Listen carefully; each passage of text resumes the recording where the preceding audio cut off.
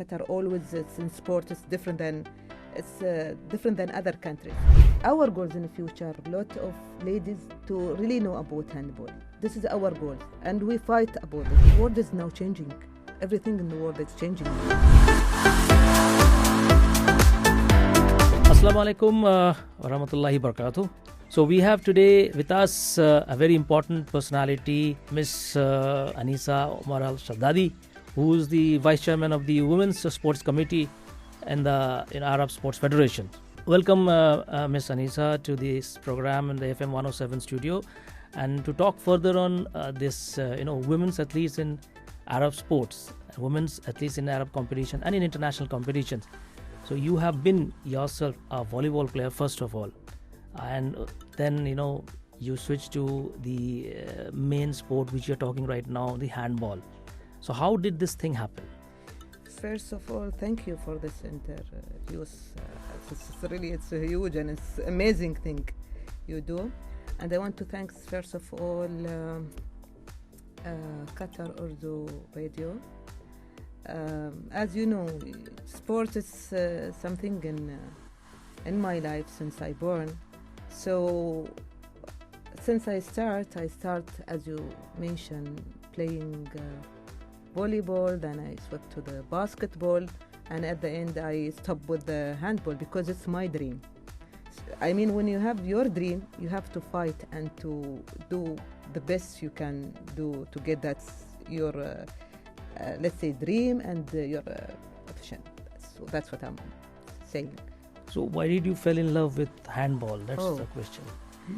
Fell in love since I born. I remember I was playing in school with my friends, and in school, teacher sport, they choose for you which sport you like. But for myself, I like that sport to play as a teamwork, to be playing with my friends to do something different. And people, they thought it's handball, it's more strange or strong sport, but it's not. It's more with how to think, how to pass the ball quickly, how to be clever.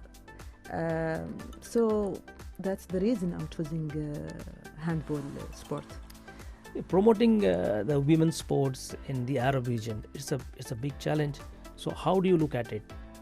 To promote the women's sport, what are your goals? What else that you plan to? And it was needed to promote the Arab women into the international sports arena. It was very much needed. Yes. So what are the you must have some ideas for future. What are those ideas? See, before we talk about future, let's say in our GCC country, people, they thought women, they cannot do sport. And when we talk about something like a tough sport, it's a handball. But still, challenge is good. So our plan and our goals is to get all that Arabic country or GCC country think and thought about handball, because again, what I'm saying, to play this game, the tough game, is need. At the end, let's say the player is woman, can be mother. Yeah. So, and it's good for the health, it's good for the lot of things. So our goals in the future to get lot of player or lot of ladies to really know about handball. This is our goal, and we fight about this because again, culture is culture. But now we reach to 2023, so world is now changing. Everything in the world is changing now. What you thought? Yes. You started off with a club. You formed a club in Dubai, if I'm correct, over here. Ahli club. So it is a very positive development for being a woman and making a club for handball. How you thought about going for a club for handball for the women's sport like that? I remember there is some nice story. I remember when I was maybe 15 years, from my pocket money, I try to get all the players. This is before we do club. I get my driver to get all my friends in one car and then go to Al Ahli club before to rent, to give them some money to rent the place, the indoor place to play. And then one day I remember I meet one guy, his name Mohammad Amin. He said, how do you think that lady they can play sport handball? I said, no, we will fight. No, you have to go back home, think about it. It's not easy.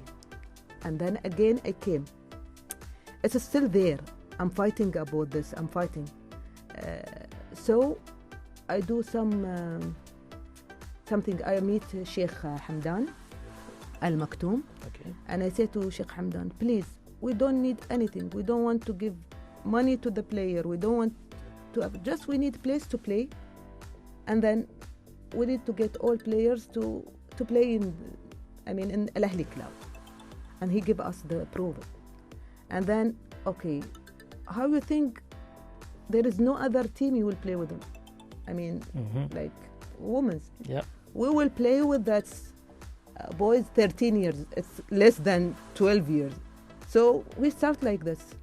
And then at the end we do the handball team. A very commendable achievement, effort by you. If we talk about women's promoting women's sport, we all are happy to know that you really had a club. You formed a club for the women's participation in sport. And now you must be watching. You have come here to watch the Asian competition, the qualifications for the Paris Olympics, which is currently underway in Doha right now. How do you see this championship? Overall, your perspective about this tournament that is being held in Qatar right now. Again, I want to thanks first of all Sheikh Tamim to get this big champion, Asian champion in Qatar, and it's not new for Qatar to get this big competition. I remember 2015 they get the world competition, the cup for the handball, yes. And before I think 6 months ago football. So it's not something new for Qatar. Qatar always in sport is different than other countries. They think about to get people to have a peace to. Again, about the competition, the Asian competition, I found it's very good competition because we have a lot of strong team as Japan, as China, Kuwait, and I hope at the end Qatar to win this cup because it's in Qatar. It's in country, true. In Qatar. Inshallah. If Qatar wins and then goes to the Paris Olympics direct entry, it will be a good news for the Arab countries as well. So, your country, UAE, Arab Emirat, where is handball right now in today's picture? What are the development programs that are being carried by the government or the Olympic Committee of UAE? Let's say about, we'll talk about general handball. We still built new teams, young players, and we try to keep them playing different champion. About ladies, still, we are second in the GCC after Qatar. That's good. But we try to do something nice for the future. We will invite different countries to have a big competition for female after, let's say, 3-4 years, our target and our goals, inshallah. We'll be talking about Arab competitions, okay?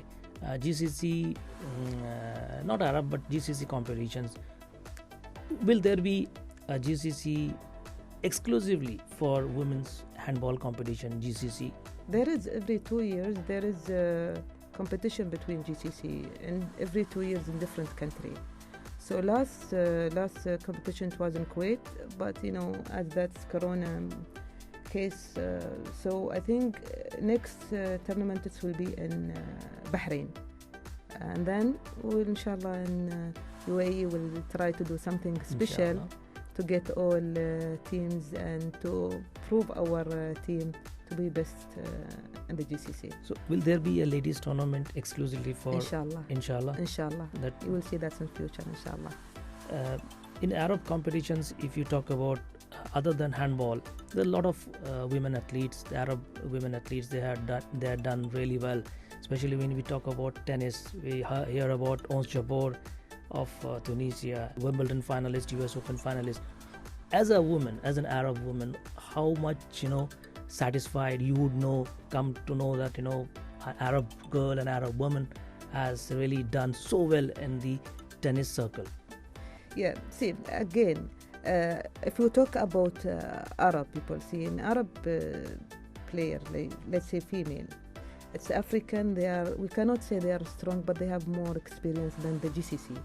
But usually what's happened, if we have as competition for Arab competition, we try to involve our team, the GCC, because they get experience from the Arabic, for Algerian, Tunisian, Egypt. They are more than 40 years they are playing sport, and they do different sport.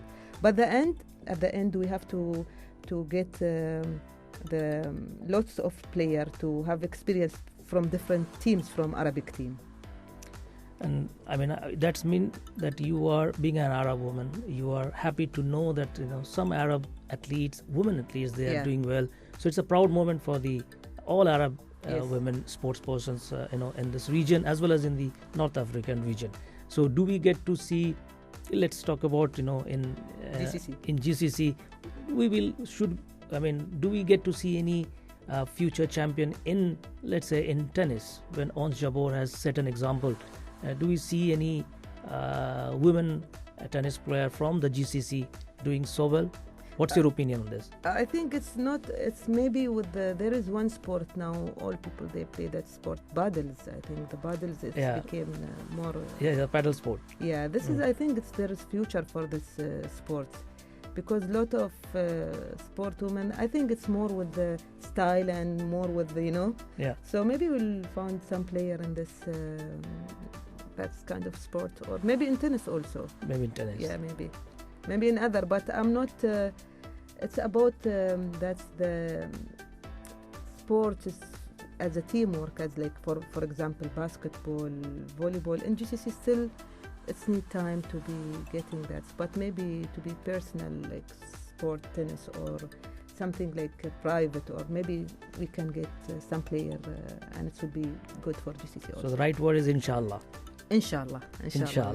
So, Madam Anisa, thanks for sharing your knowledge, your experience with us, with FM 107 and our listeners. Thanks for being here. Thank you very much. I would like to thank, honestly, the Qatar Urdu radio, everybody here is kind, and this is, I feel in my country. I didn't feel I'm in Qatar. I can say just one word. Thank you very much. Thank you so much. Jazakallah. Thank you.